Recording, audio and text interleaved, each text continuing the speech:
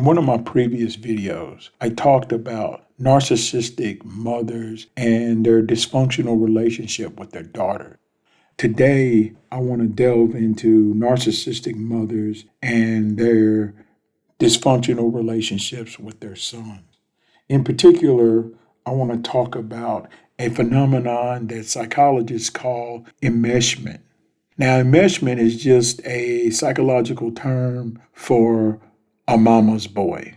You see, narcissistic mothers are truly adept in emasculating their sons and turning them into mama's boys because the son in a narcissistic mother's world becomes her surrogate husband. And often this relationship isn't sexual, it isn't romantic per se, they don't get intimate, but in every other way, it is like a relationship with a man that she's dating. The son takes care of the mother. The son has to talk to the mother. He fulfills all the emotional needs the mother isn't getting from another man. And this relationship becomes truly damaging to the son because he's unable to form his own identity. And this type of relationship usually forms when the narcissist mother doesn't have the man in the life of the child, or the man has left for some reason, and the mother is unwilling to move on and form a new relationship with a different man. She just unloads all of that emotional trauma onto her son. Now, there are narcissist mothers who are completely opposite. They don't even spend any time with their son. They completely ignore their son, and their son is utterly meaningless to them. And they take all their children for granted. But that is not the type of narcissistic mother I'm speaking about today. What I'm talking about basically is emotional incest. And though there's nothing physical taking place, this is still extremely damaging to the son. Mostly because when the son finally is able to break away from his mother and go out into the world and begin dating himself, he will most likely be attracted to other narcissistic women. And this spiral that he's been in his entire life will just continue to loop and loop and loop until he realizes that he's on this roller coaster of trauma bonding. Narcissistic mothers don't see their sons as individuals. They see them as pawns that they can use as extensions of their own identity. They don't want their sons to have their own independent identities. They are vital sources of narcissistic supply for them. The mother will want to always control her son in every aspect of his life.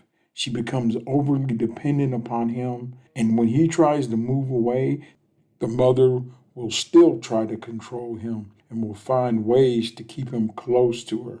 The son's identity will slowly break down, and he will just become a tool of his mother's. He will constantly prioritize his mother's needs over his own, and he will obsess over them. Whatever little thing she wants, he will try to provide. He will always seek her approval. He will always seek her opinion. If the son does find a decent relationship, the narcissist mother will interfere. She will do anything and everything in her power to drive this other woman away. The narcissist mother will say things to her son like, "I'm the only person that will ever love you. I'm the one that brought you into this world. I remember carrying you for 9 months. The pregnancy was so hard. Look at everything I've done for you. I sacrificed my whole life for you."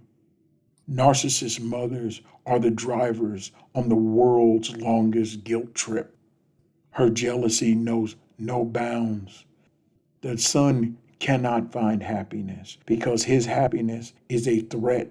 The trauma bond between a narcissist mother and her son is usually so strong that the only way to break it is for the son to go no contact and immediately go straight into therapy. Unfortunately, many sons never get to this point. They spend the rest of their lives living with their mothers, taking care of their mothers, staying home and never seeing the world. And when their mother inevitably dies, they're absolutely distraught because they are all alone. Sometimes they commit suicide, or they go on rampages, or they just disappear.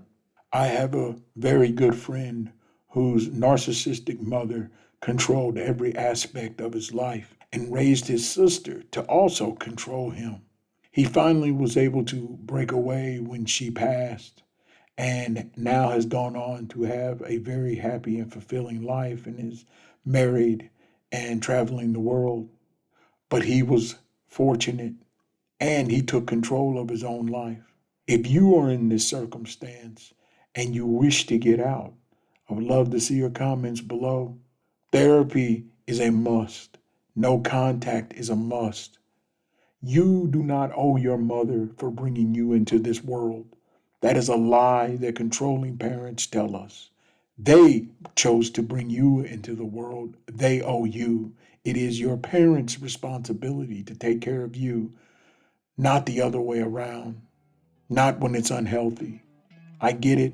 If you've had loving parents who've always looked out for you and now they're ailing as they age, then yes, you have a responsibility there.